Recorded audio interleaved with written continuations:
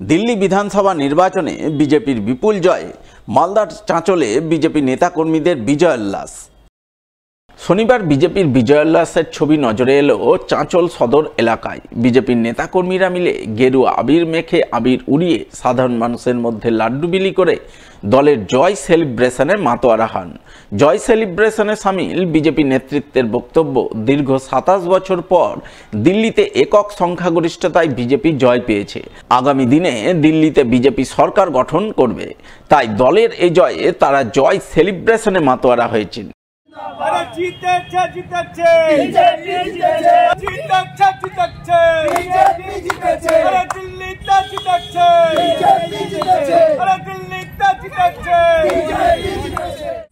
বছর ধরে বিজেপি দিল্লিতে যেভাবে লড়াই করে গেল, তার আজকে ফলস্বরূপ ভারতীয় জনতা পার্টিকে দিল্লিবাসী স্বাগত জানিয়েছে। এটা হচ্ছে 2012 না 13 সালে বিজেপি 32টা সিট পেয়ে সরকার গঠন করেনি, রেখেছে অপেক্ষায় যে আমরা চোরের সমর্থন করব না, আমরা নির্দিষ্ট একা সংখ্যাগরিষ্ঠ করে দিল্লি দখল করব। সেটাই আজকে দিল্লিবাসী আজকে দেখিয়ে দিয়েছে যে ভারতীয় জনতা পার্টি নরেন্দ্র মোদীর, যে আমাদের বিজেপি ভারতীয় জনতা পার্টির প্রধানমন্ত্রী, তাকে আজকে দিল্লিবাসী একদম উৎসর্গ করেছেন যে আপনারা দিল্লিতে আসুন। আমরা চাই ভারতবর্ষে দিল্লি যে রাজ্য সেটা শান্তিপূর্ণভাবে থাকুক, এবং আমরা জনসাধারণ যেটা কেজরিওয়াল প্রতিশ্রুতি দিয়েছিলেন 10 বছর, সেটা পারেননি। তা আমি চেষ্টা করবো যে আমাদের ভারতীয় জনতা পার্টির প্রধানমন্ত্রী যিনি দামোদর দাস মোদী, তিনি একেবারে আজ মানুষের আশা পূরণ করবে, এটা আমার বিশ্বাস, এবং দিল্লিবাসী বিশ্বাস করে আজকে ভারতীয় জনতা পার্টিকে উৎসর্গ করছে। দিল্লিতে দীর্ঘ 27 বছর পর আজকে ভারতীয় জনতা পার্টি সেখানে সরকার করতে চলছে।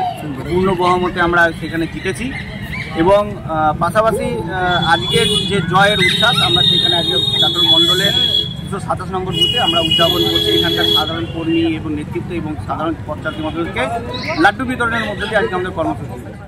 মালদার চাঁচল বিধানসভার তুলসীহাটা গ্রাম পঞ্চায়েত এলাকায় যোগাযোগের সুবিধার্থে ক্যানেলের উপর কালভার্ট তৈরিতে উদ্যোগী হলেন চাঁচলের বিধায়ক নিহার রঞ্জন ঘোষ। এই উদ্দেশ্যে শনিবার তিনি তুলসীহাটার ছোটপাড়া ও ভাগবরল গ্রামের মাঝামাঝিতে অবস্থিত পিপলমণি ক্যানেল পরিদর্শনে যান। দুটি গ্রামের মানুষের যাতায়াতের সুবিধার জন্য স্থানীয়দের দাবি মেনে ক্যানেলের উপর দ্রুত কালভার্ট তৈরির কাজ শুরুর আশ্বাস দেন তিনি।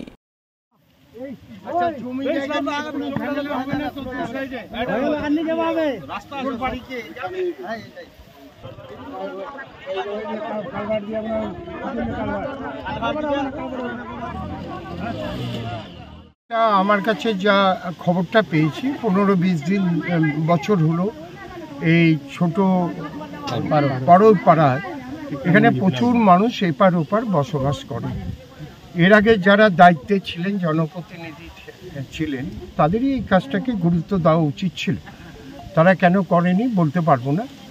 এখানকার যারা আমাদের জনপ্রতিনিধি রয়েছেন, এবং শুধু এই তুলসীহাটা অঞ্চলে নয়, 4টা অঞ্চলের যারা নেতৃত্বে রয়েছেন এবং আমাদের দলের যারা জনপ্রতিনিধি রয়েছেন, তাদের দীর্ঘদিন ধরে একটা দাবি আছে যে আমার কাছে তারা বারবার বলেছেন যে এই দুই পাড়ের মানুষের কথা চিন্তা করে বর্ষার সময় তারাই এপার থেকে ওপারে যেতে পারেন না, ওপারের মানুষ এপারে আসতে পারেন না। সেই ব্রিজটাকে করে যাতে এই সমস্যা থেকে মানুষ সমস্যা মুক্ত হন, তার জন্য আবেদন করেছেন। আমি এটা আমাদের পঞ্চায়েত মন্ত্রী সদ্য প্রদীপ মজুমদার, তিনি পঞ্চায়েত মন্ত্রী আছেন, তার কাছেও আমি চিঠি দিয়েছিলাম। তার কাছেও আমি রিকোয়েস্ট করেছি যে এই গরিব মানুষ, অসহায় মানুষের কথা ভেবে এখানে যদি একটা যোগাযোগের ব্যবস্থা করে দেওয়া যায় এবং চিরস্থায়ী ব্যবস্থা হয় যাতে, তার জন্য আবেদন করেছিলাম। আমি একটা ডিএম সাহেবকেও চিঠি দিয়েছি।